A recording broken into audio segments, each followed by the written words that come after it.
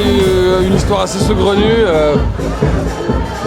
Les copains nous ont dit monter une performance autour de la bouffe, augmenter, faire participer le public. Et voilà que nous on défend et on défonce les dance floors depuis des années et on aime la bouffe, on vient de Sète.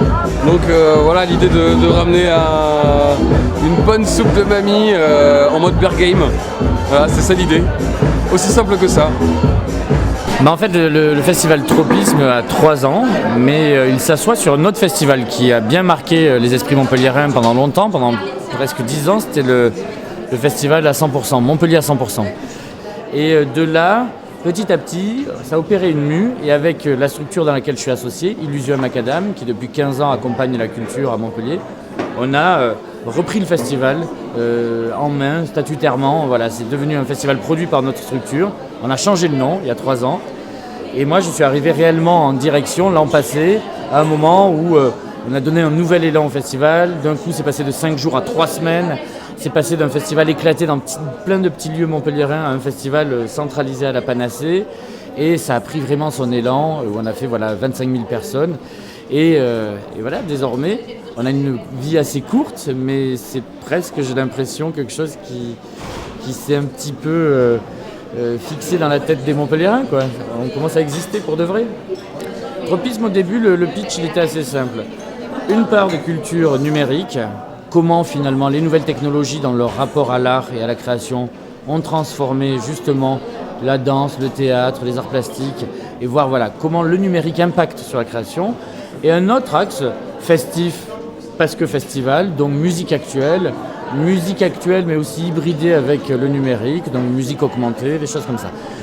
Ça, c'est tout le volet artistique, et on a tout un pendant qu'on appelle l'académie, qui est quasiment une grande école permanente pendant les 3 semaines, où on va apprendre tous ensemble à travers des rencontres, des conférences, des ateliers, sur des thématiques très précises. C'est vrai que Snapchat, là on en parle un peu, mais ça casse un peu tous les codes quand même, ce média. Et la génération Snapchat, c'est le nouvel Eldorado des ados. On dit souvent les 13-25. C'est un bout de la génération Y, mais c'est surtout la génération Z, en fait, donc celle encore plus jeune. Et donc qu'est-ce qui caractérise cette génération ? Eh bien, ils ont pris les commandes. C'est aussi la génération en fait la plus influente qui soit, parce que c'est la plus connectée, parce que c'est la génération qui partage, qui commente tout au long de la journée. C'est aussi une audience qui est devenue non seulement audience, mais aussi créateurs, éditeurs, distributeurs, ils font tout à la fois. Parce que c'est éphémère, parce que ça disparaît, il y a une réciprocité, un engagement, une conversation qui est très différente des autres plateformes. Donc c'est très intéressant aussi de voir ça.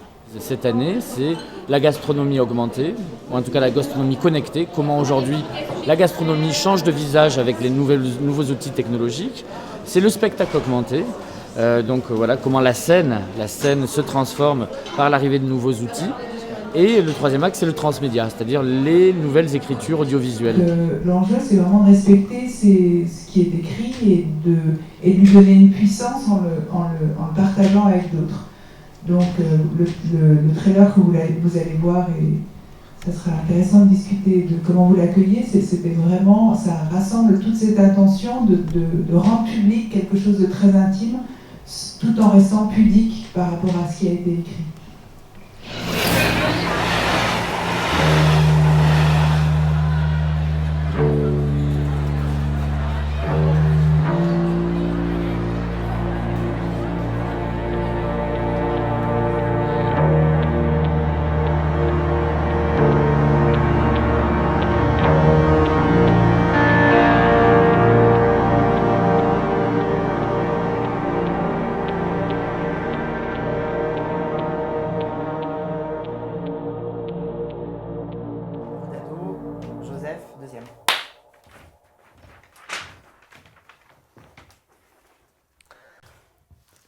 Très cher ami, cette année a été l'année des jamais autant de fois. Je n'ai jamais autant de fois embrassé un garçon. Je n'ai jamais autant de fois embrassé de si nombreux garçons. Je n'ai jamais autant de fois vu le sexe de Quentin. Je n'ai jamais autant de fois été vu nu.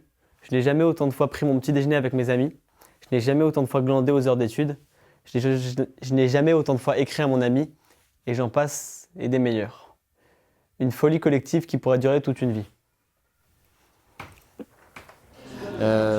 Et ça, ce volet académie, on le retrouve dans toutes les expositions ici, où il y a toute une partie de l'exposition qui est sur la musique augmentée par l'image et par les technologies, tout un axe sur le transmédia. Et le maître mot de cette année et de cette édition, c'est vraiment le mot augmenté.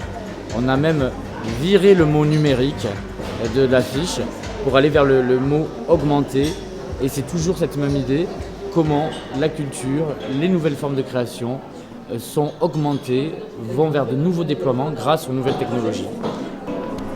Bon, là, le principe est simple, c'est un petit moment de pause dans le parcours d'exposition où on propose aux gens de venir expérimenter des tablettes numériques, des interfaces pour faire de la musique. C'est-à-dire il y a des outils là, qui sont vraiment pour amateurs, c'est quasiment du jeu d'enfant, il y a des enfants qui peuvent s'y mettre.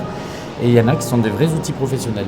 Nous, on a un parti pris pendant le tropisme, c'est que pour comprendre un petit peu les technologies qui nous environnent et qui quelquefois nous englobent, voire nous absorbent, il faut qu'on mette les mains dedans.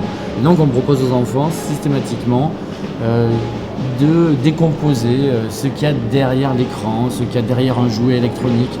Et en permanence, comme ça, tout au long des 3 semaines, énormément d'enfants sont venus essayer de découvrir un regard critique et un petit peu amusant aussi sur toutes ces technologies que souvent ils mangent comme ça, goulûment, sans trop savoir ce qu'il y a derrière. Nous voilà, c'est l'envers du décor qu'on présente. On a grosse fréquentation, aussi bien, voire un peu mieux, parce qu'on a un week-end de moins et on fait, je pense qu'on va accumuler à plus de 25 000 personnes sur à peine un peu moins de 3 semaines, ce qui, par rapport à la ville et par rapport à ce lieu-là et le reste de l'activité à l'année, c'est assez énorme. Et surtout un gros engouement. Après 3 semaines, c'est long. Un festival de 3 semaines, je crois que, vous voyez là, on va finir le reportage et après je vais aller me coucher pendant peut-être 10 jours. Parce qu'il faut être sur le pont un peu tout le temps. Mais je suis tellement content de... Ça répond hyper bien à l'échelle de cette ville. On n'est pas une grosse institution. Nous, on est un festival indépendant, fait par une association. On est des acteurs d'un système vivant voilà, qu'on essaie d'activer au quotidien. Et je pense que voilà, la réponse du public, c'est le meilleur cadeau qu'on peut avoir. On voit que les gens ils sont au rendez-vous.